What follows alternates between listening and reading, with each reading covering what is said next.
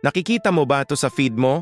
Yung barkada mong kasama mong gumraduate, nag-post ng Starbucks cup, may pangalan pa nila, ang caption, First Salary Treat. Samantalang ikaw, heto, nasa boarding house, nagtitimpla ng 3-in-1 na kape. Ang hirap, hindi mapansin ng contrast, di ba? Sila, may pang-treat na sa sarili. Ikaw, hawak ang mumurahing mug, naghihintay na kumulo yung tubig sa kettle. Pero alam mo, hindi lang ito tungkol sa kape. Ito ay simbolo ng buhay pagkatapos ng graduation ng mga landas na tinatahak natin. Yung iba parang ang dali lang gumastos ng halos 200 piso para sa isang tasa ng kape. Samantalang ikaw, nagkakasya sa 5 pisong sachet para lang may mainom at makaraos hanggang sa susunod na sahod o baka sa susunod na padala ng magulang. Masakit, kasi hindi mo maiwasang magtanong sa sarili mo. Pare-pareho naman tayong nagsikap, pare-pareho tayong gumraduate. Bakit parang ang layo na agad ng agwat natin? Tapos dadagdag pa yung social media, di ba?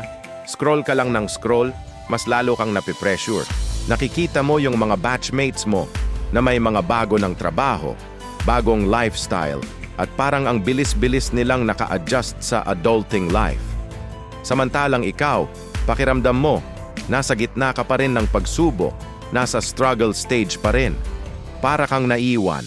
Pero pakinggan mo ato, at gusto kong tandaan mo, hindi lahat ng kape ay pare-pareho ang lasa, at hindi lahat ng tagumpay ay pare-pareho ang itsura. Kahit na 3-in-1 lang ang hawak mo ngayon, may kwento yan. Yan ang kwento ng pagtitipid mo. Yan ang kwento ng pagiging matatag mo. At higit sa lahat, yan ang kwento ng pasensya at paghihintay mo sa tamang panahon. Ang hindi mo pagkakaroon ng Starbucks cup ngayon ay hindi nangangahulugan na wala ka nang mararating sa buhay. Minsan, alam mo mas nagiging matamis at makabuluhan ang tagumpay kapag pinaghirapan at dumaan ka muna sa mga simpleng bagay, sa mga panahong kailangan mong magtiis. Yung bawat sachet ng 3-in-1 na tinitimpla mo, yan ang nagiging gasolina mo para mas magsumikap pa. Isipin mo na lang, yung Starbucks cup na nakikita mo sa post nila, pansamantala lang yan, isang temporary flex.